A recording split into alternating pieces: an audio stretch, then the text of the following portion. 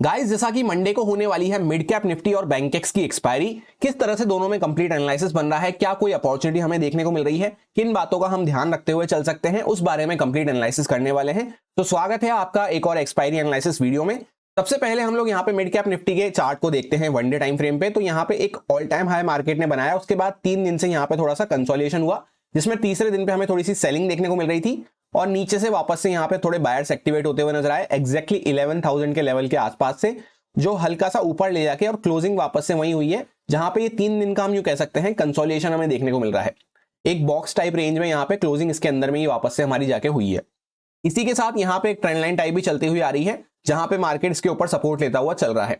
अब हम यहाँ पे थोड़ा सा जूम करके कैंडल की पोजीशन को देखते हैं तो आपको देखने को मिलेगा यहाँ पे एक अच्छी सेलिंग होती हुई नजर आई और नीचे से वापस से बाइंग होती हुई नजर आई। अभी हम कहीं पे सेंटर में प्लेस्ड हैं, जहां पे ये हमारा क्रूशियल वैसे भी लेवल है। इसके ऊपर आके पहले दिन भी हमने यहाँ पे सपोर्ट लिया, दूसरे दिन भी बीच में इनसाइड कैंडल बनती हुई नजर आई। नेक्स्ट डे जैसे ही इनसाइड कैंडल का लो ब्रेकडाउन हुआ तो एक अच्छी सेलिंग हमें देखने को मिली और वापस से क्लोजिंग हमारी ऊपर ही आके हुई है।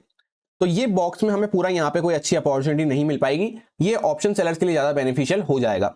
ऊपर से उन्होंने कॉल सेलिंग स्टार्ट कर दी होगी और नीचे से पुट सेलिंग करके वो बैठे होंगे, और नीचे से भी जो बाइंग होती हुई नजर आई है, काफी सारे लोग यहाँ पे पुट सेल वगैरह करके बैठे होंगे। स्पेशली मार्केट ने एग्जैक्टली 11,000 के लेवल के आसपास सपोर्ट लिया है। यहाँ पे डॉट टिक लगा के मार्केट ऊपर की साइड पे कवर करके खत्म हुआ है, जहां पे एग्जैक्टली 11,009 के आसपास हमारा लो लगा हुआ है लास्ट डे के कैंडल का। तो 11,000 के नीचे अगर प्राइस निकलना चालू करता है तो यहाँ पे पुट सेलर्स को अपनी पोजीशन कवर करनी पड़ेगी, तो फिर थोड़ा सा और प्रॉफिट बुकिंग हमें देखने को मिल सकती है। इसके लिए हमें फर्स्ट साइन जब मिलना चालू होगा, जैसे ही मार्केट ने जहां पे क्लोज किया है, ये पहले वाली इस कैंडल का भी क्लोज था, तो ये हमारे लिए इंपॉर्टेंट जोन है। अगर मार्केट हल्का फुल्का ऊपर नीचे इसी प्राइस के आसपास खुल के नीचे निकलना चालू करता है, कुछ इस टाइप का प्राइसेशन हमें दिखना चालू होता है, तो फिर हमें यहाँ पे सेलिंग साइड की एक अच्छी अपॉर्चुनिटी मिल सकती है, जहां पे अच्छे से ट्रेल करते हुए हमें चलने की जरूरत है और क्वांटिटी हमारी कम रहेगी, क्योंकि इस तरह से एक अच्छा ट्रेंड यहाँ पे चलता हुआ जा रहा है। थोड़ा सा हमने पॉज लेके यहाँ पे प्रॉफिट बुकिंग दिखाना चालू किया है। और रही बाइंग की बात, तो बाइंग के लिए आपको अच्छी स्ट्रेंथ हमें इस जोन के ऊपर ही मिल पाएगी, जहां पे 11,150 के आसपास हम इसको मान सकते हैं। इसके ऊपर ही कोई अच्छा मोमेंटम हमें मिल पाएगा, क्योंकि बैक टू बैक ये 3 कैंडल सेम लेवल के आसपास रेजिस्टेंस लिए है। तो यहाँ पे कोई स्ट्रॉन्ग सेलर वगैरह बैठा है जो प्राइस को पुश डाउन करने के लिए बार बार कोशिश कर रहा है। तो जब वो सारे सेलर्स यहाँ पे खत्म हो जाएंगे तभी प्राइस इसके ऊपर यहाँ पे अच्छे से मूव कर पाएगा।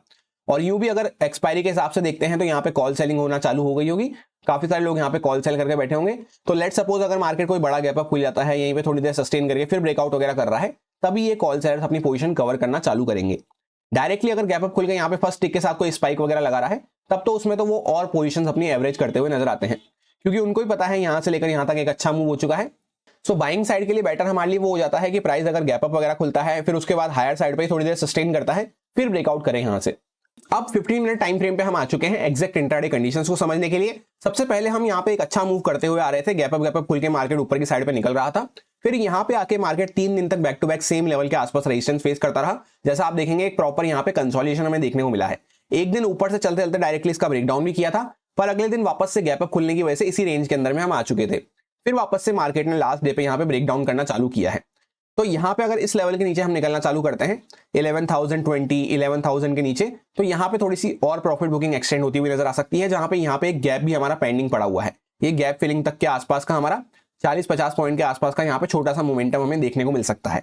और बाइंग साइड के लिए कोई अच्छा मूव हमें जब मिल पाएगा, फर्स्ट साइन हमें जब मिलेगा जब मार्केट वापस से ये रेंज के अंदर में आता है, इसके ऊपर यहाँ पे हम सस्टेन करना चालू करते हैं, फिर धीरे धीरे करता हुआ मार्केट ऊपर जा सकता है।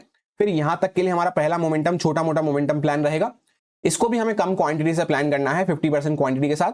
फिर यहां से अगर कुछ फ्रेश ब्रेकआउट होता है तब मार्केट एक फ्रेश रैली के लिए रेडी होगा, जहां पे एक फ्रेश ऑल टाइम हाई हमें देखने को मिल सकता है। अगर इसके बीच में यहाँ पे हम घूमते रहते हैं तो यहाँ पे मैं कोई भी ट्रेड लेने में इंटरेस्टेड नहीं हूं, क्योंकि यहाँ पे ऊपर से हमने ब्रेकडाउन किया है, नीचे से यहाँ पे मार्केट वैसे भी कंसोलिडेट करता हुआ नजर आ रहा है इस रेंज में, तो यहाँ पे कोई भी अच्छी ट्रेड हमें नहीं मिल पाएगी। ये ऑप्शन सेलर्स के लिए ज्यादा बेनिफिशियल रहेगा, इस पूरे जोन को हमें अवॉइड कर देना है आराम से।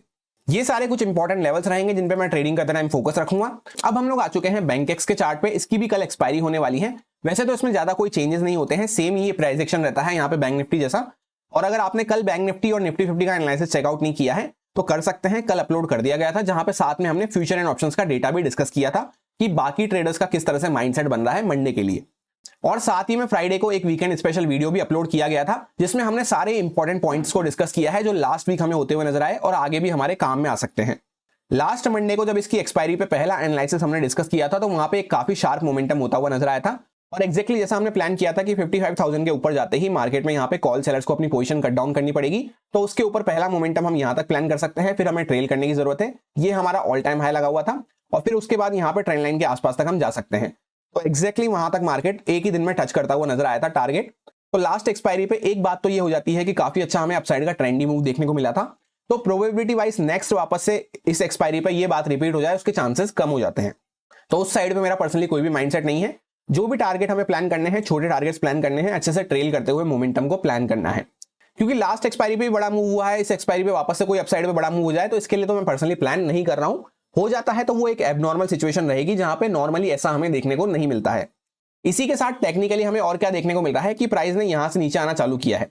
तो 56,000 के आसपास ये जैसा कि राउंड नंबर लेवल है, इसके आसपास काफी सारे लोग यहाँ पे कॉल सेल करके बैठे होंगे। स्पेशली जो बड़े ट्रेडर्स होते हैं वो ऑप्शन इस तरह के सेल करना पसंद करते हैं जहां पे साइकोलॉजिकल लेवल हमें देखने को मिल रहा है। तो जब इसके ऊपर कुछ प्राइस निकलता है तभी बाइंग साइड का कोई बड़ा मूव मिल पाएगा। तो टेक्निकली भी हमें ये देखने को मिल रहा है कि काफी दूर हम इस लेवल से देखने को मिल रहे हैं।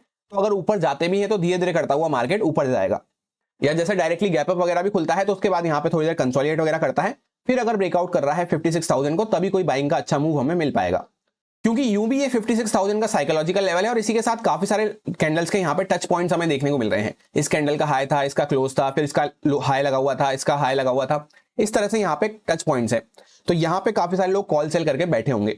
तो इसको जब अच्छे से ब्रेकआउट करता है तभी हम अग्रेसिव होकर बाइंग के बारे में सोच पाएंगे।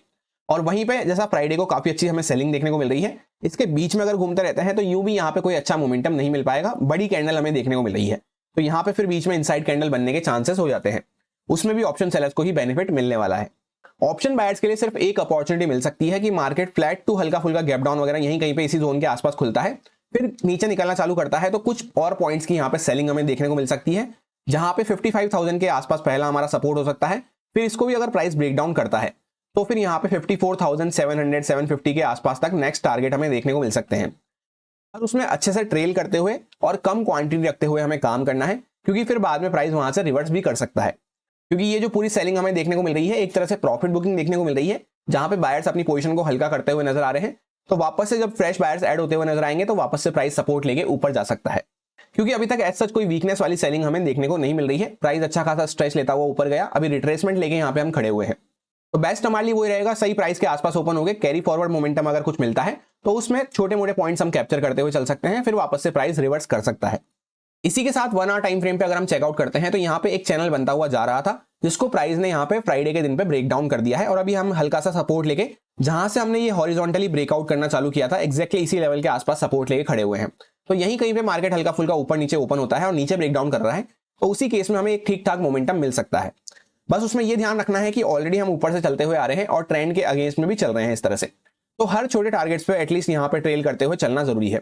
ये हमारा स्मार्ट मनी कंसेप्ट के अकॉर्डिंग भी एक यहाँ पे ऑर्डर ब्लॉक देखने को मिल रहा है। जो लोग स्मार्ट मनी कंसेप्ट समझते हैं उनको ये बात समझ में आ जाएगी।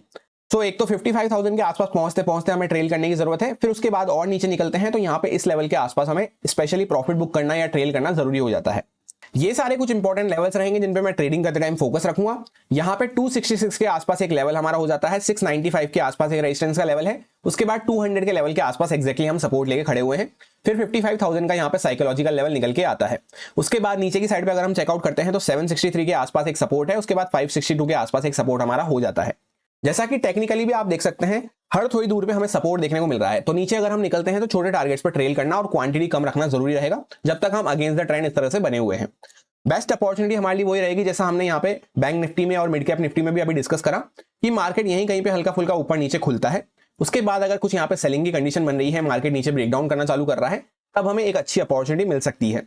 क्योंकि इस तरह से यहाँ पे एक सेलिंग होती हुई नजर आई है। अगर वापस से मंडे को हम सोचे कि एक बाइंग का अच्छा मूव मिल जाए तो वो हमें जब भी देखने को मिल सकता है मार्केट पहले तो गैप अप खुले, उसके बाद यहाँ पे कुछ देर सस्टेन करे, फिर अगर सेकंड हाफ वगैरह में ब्रेकआउट कर रहा है तभी कोई अच्छा मूव हमें मिल सकता है, जहां पे एक्जैक्टली ये 56,000 का साइकोलॉजिकल लेवल हो जाता है। इसको भी हम चाहें तो मार्क कर सकते हैं। इसके ऊपर अगर प्राइस सही से ब्रेकआउट करना चालू करेगा, सस्टेन करना चालू करेगा, तभी यहाँ पे कॉल सेलर्स अपनी पोजीशन कट डाउन करना चालू करेंगे। इस तरह से यहाँ पे नहीं होना चाहिए जैसा आप देख सकते हैं डायरेक्टली गैप अप खुला और फर्स्ट टिक के साथ ही यहाँ पे क्रॉस करना चालू कर दिया।